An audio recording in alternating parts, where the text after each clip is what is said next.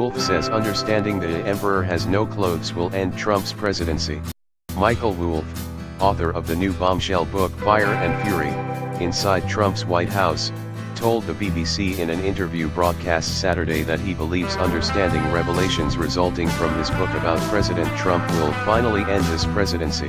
You know, I think one of the interesting effects of the book so far is a very clear, emperor has no clothes effect, that the story that I've told seems to present this presidency in such a way that it says he can't do this job, the emperor has no clothes, and suddenly everywhere people are going, oh my god, it's true, he has no clothes.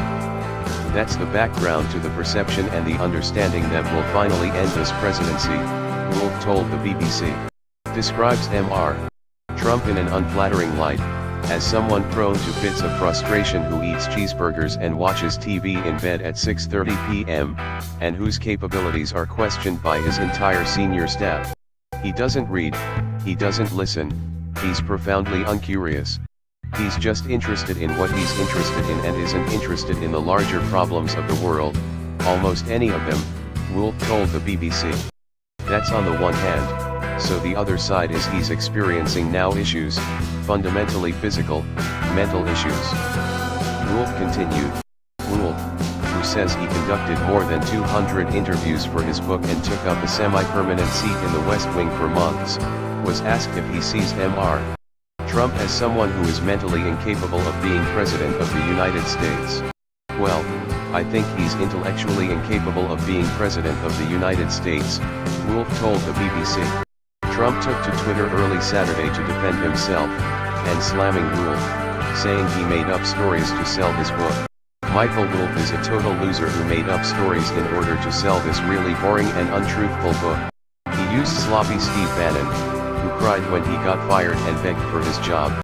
Now sloppy Steve has been dumped like a dog by almost everyone. Too bad. https://t.co/mu5zv9. Donald J. Trump, @RealDonaldTrump, January 6, 2018. Actually, throughout my life, my two greatest assets have been mental stability and being, like, really smart. Crooked Hillary Clinton also played these cards very hard and, as everyone knows, went down in flames. I went from very successful businessman, to top TV star. Donald J. Trump, @RealDonaldTrump, January 6, 2018. To President of the United States, on my first try. I think that would qualify as not smart, but genius, and a very stable genius at that. Donald J.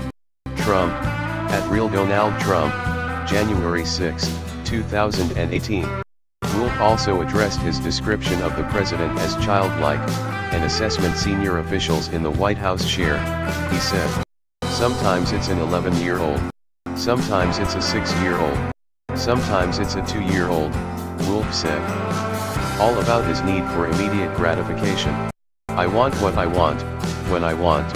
Wolff also stood by portions of his book that have been called into question, such as his claim that former British Prime Minister Tony Blair warned the Trump campaign that campaign aides were under surveillance by British spies.